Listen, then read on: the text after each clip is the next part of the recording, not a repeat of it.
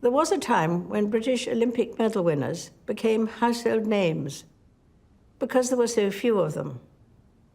But the 67 medals at this year's Games in Rio and 147 at the Paralympics meant that the GB medalist reception at Buckingham Palace was a crowded and happy event. Throughout the Commonwealth, there were equally joyful celebrations. Grenada, the Bahamas, Jamaica, and New Zealand won more medals per head of population than any other countries.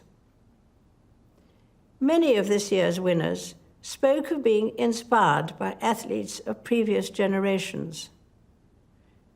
Inspiration fed their aspiration, and having discovered abilities they scarcely knew they had, these athletes are now inspiring others. A few months ago, I saw inspiration of a different kind when I opened the new Cambridge base of the East Anglian Air Ambulance, where Prince William works as a helicopter pilot. It was not hard to be moved by the dedication of the highly skilled doctors, paramedics, and crew who are called out on average 5 times a day.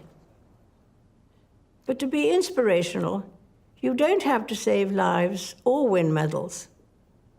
I often draw strength from meeting ordinary people doing extraordinary things. Volunteers, carers, community organizers, and good neighbors. Unsung heroes whose quiet dedication makes them special. They are an inspiration to those who know them, and their lives frequently embody a truth expressed by Mother Teresa, from this year, Saint Teresa of Calcutta. She once said, "Not all of us can do great things, but we can do small things with great love."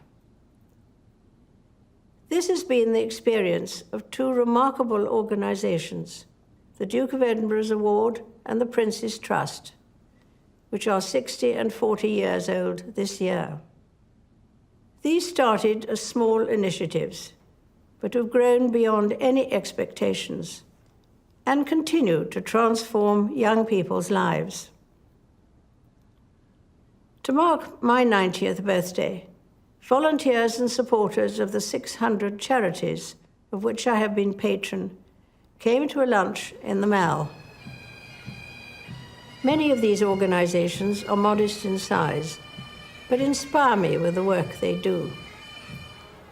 From giving friendship and support to our veterans, the elderly or the bereaved, to championing music and dance, providing animal welfare, or protecting our fields and forests. Their selfless devotion and generosity of spirit is an example to us all. When people face a challenge, they sometimes talk about taking a deep breath to find courage or strength. In fact, the word inspire literally means to breathe in. But even with the inspiration of others, it's understandable that we sometimes think the world's problems are so big that we can do little to help. On our own, we cannot end wars or wipe out injustice. But the cumulative impact of thousands of small acts of goodness can be bigger than we imagine. At Christmas, our attention is drawn to the birth of a baby some 2,000 years ago.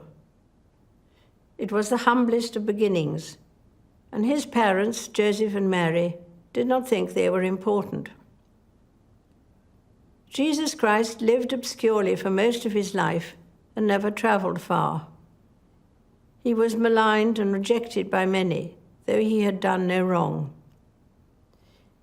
And yet billions of people now follow his teaching and find in him the guiding light for their lives. I am one of them because Christ's example helps me see the value of doing small things with great love, whoever does them, and whatever they themselves believe. The message of Christmas reminds us that inspiration is a gift to be given as well as received, and that love begins small but always grows. I wish you all a very happy Christmas.